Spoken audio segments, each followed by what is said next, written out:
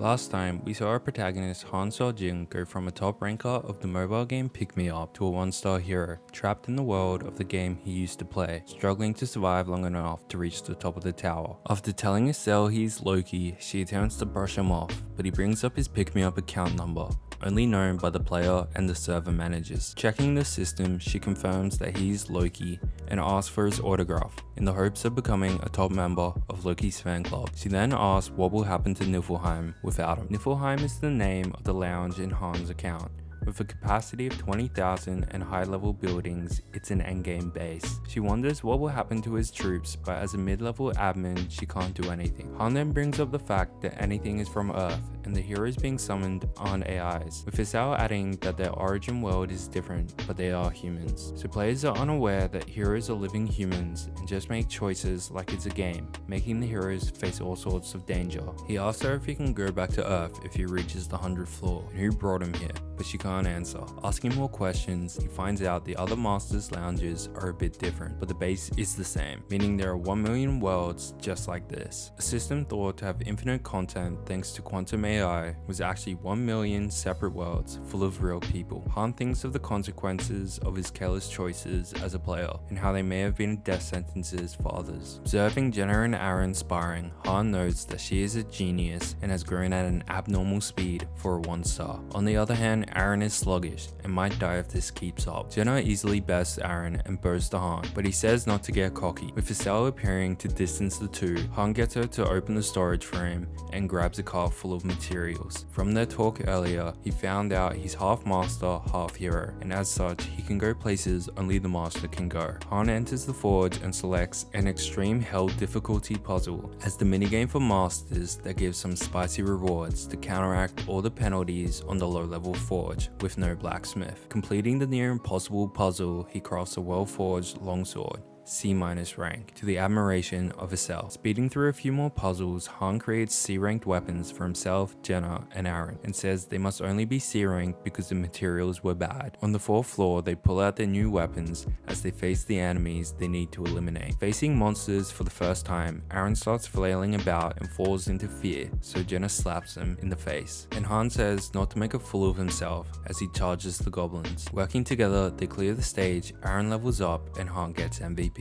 Arriving back in the base, Aaron worries that he didn't do enough, but the master adds him to favorites and he yells in triumph. Jenna says to Han that now both his number 1 and 2 subordinates are a success, but Han thinks that technically his number 1 subordinate would be Niflheim's Cyrus. Thinking about his level 99 6 stars that he personally created, he wonders if he will run into them in the tower. On the outskirts of Niflheim, the 6-star hero Yernef sees off Cyrus, who is setting off to investigate the disappearance of their master, leaving Niflheim to Yernef in her absence. Seeing Master go on an upgrading spree, Jenna and Aaron look around in awe, wondering how this is possible. Han says that anything must be an office worker based on their set online time and his ability to spend money, with Isao adding that it's better than a broke student. Pick Me Up is a game that only has a few ways to get gems for free, so a user who spends is good. Breaking his line of thought, anything begins 10 summonings. As the confused summons come out, Han tells them to quiet down and that he'll only explain things to those that survive. Estelle asks them if there are any carpenters, blacksmiths, or cooks, and gives out the non-combat jobs since there are many facilities now, then sending the rest into the first stage to filter out the useless ones. After seeing one party get annihilated, Aaron steps in to protect the next, and Han convinces Estelle to let him join, but tells Aaron not to set a precedent. Jenna jokes about looking forward to eating something other than potatoes, but freezes at Han's mention of the god watching them, before saying not to worry as he knows that players only see a filtered version of their conversations. Arriving back with a full party, Aaron reports that he only killed 1 goblin, and Han approves. In the upgraded dining room, the 3 excitedly await some new food, but the new cook serves a bowl of cold potatoes, claiming there were condiments, but these were the only ingredients. Seeing his ineptitude, Han checks his stats and sees he doesn't even have a cooking skill. Searching the others, he tells a woman named Chloe that she'll be doing the cooking from now, and she whips up a myriad of potato dishes, impressing Jenna with a variety of tastes. Han explains the situation and how to survive to the newbies, and tells them to pass on this information to other newbies that come. He also notes that whilst non-combat jobs have higher survival survival chances, they can't rest easy since they could get replaced by more skilled summons and end up with a combat job. Despite his advice, only 3 newbies, Jeed, Hansen, and Dika, show up at the training field the next day. Jenna's archery skill reaches level 5 and her dagger skill reaches level 2, and Aaron's spear skill reaches level 2, but he hasn't gained any new skills. A few days later, 10 new heroes get summoned with the free summoning, and only 1 dies in the thinning process. Talking about the new arrivals, Jenna asks Han why they aren't moving up to the 5th floor, and he says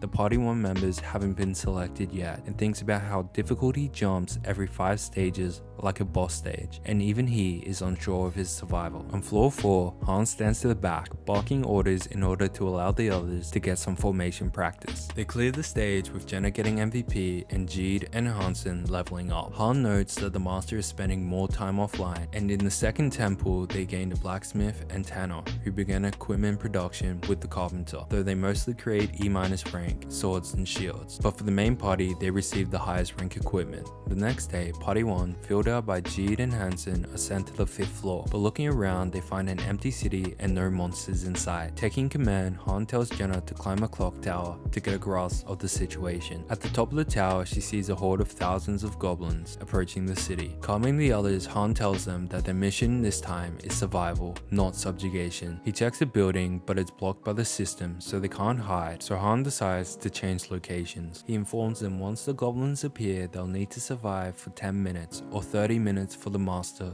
due to the time difference. The chances of a party surviving a survival mission from past floors is only 9%, and with no good buildings around to make a stand, they set up at a narrow passageway so they don't get overwhelmed. Han decides that he'll take the left, Aaron the right, and Jeed and Hansen will take the back together, and Jenna will be on standby in the middle, adding that she should only shoot when he says. They try to build barricades, but before they can complete them, the first goblins appear. Han deals with the first, and with more coming, he tells the others to use their bodies as barricades as they fight back against the horde. Noticing Jeed's stamina, he orders him to switch with Hansen, annoyed at his low level and techniques as he wasted too much strength when one slash was enough. Internally repeating stab, slash, and stab again, Han mechanically slaughters the endless wave before once again ordering the two to switch. Seeing that spot's the most dangerous, he orders Jenna to help them and to collect the arrows she shoots. Finally joining the action, Jenna quickly gets to work as a nervous Aaron asks about the time again, and Han replies that only 5 minutes have passed. Then Jeed screams in agony as he loses an arm. Hansen tries to aid him, but Han orders him to switch, saying not to care for him and to stop the goblins. Han yells at Jeed, chiding him to snap out of his panic,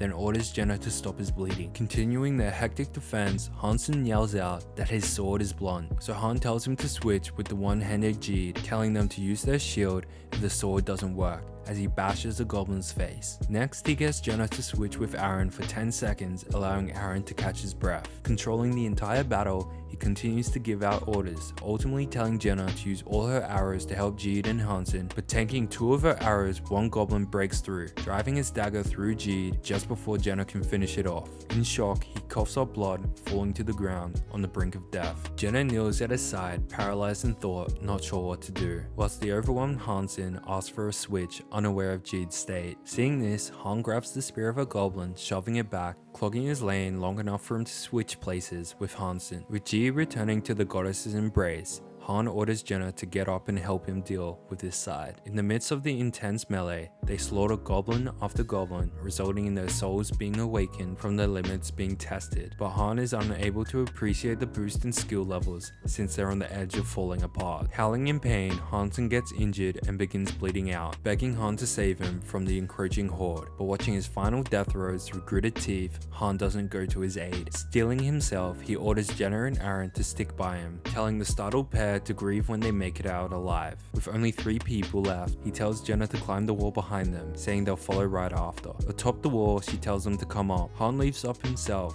but out of breath, Aaron is slow to respond, and before Jenna can pull him up, a goblin pins his leg to the wall with its blade, forcing Han to jump back down, killing the goblin and freeing his leg, before getting back up. Up top, Aaron's leg leaves him out of commission, and before Han and Jenna can catch their breath, the goblins begin scaling the wall, climbing atop each other. With nowhere to run, they stab down from above, but completely overrun, the goblins reach the top and Han yells for them to hold on, saying there's only 30 seconds left and to trust him. Surrounded, Han desperately fights off the goblins as he gets stabbed and slashed, screaming in agony. On his knees, encircled by the ravenous goblins, Han wonders if he is really dying here on the 5th floor. Thinking why he must deal with all these troubles, he asks why, over and over again. He then unleashes his burning rage, screaming curses with a violent crimson aura swelling around him. Denying the possibility of dying in this place, he begins massacring the surrounding goblins, leaving them in pieces, and demands them to bring it on with a ferocious glare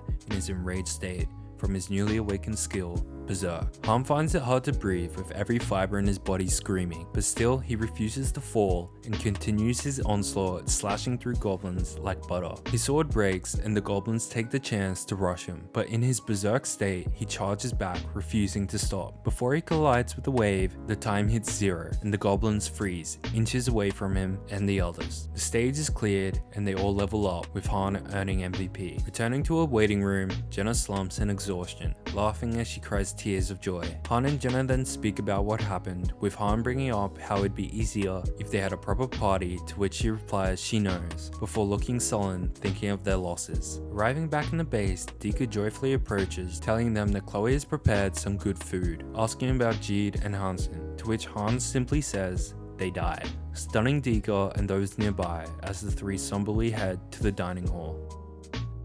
If you enjoyed the vid, like, sub, and comment below. Peace.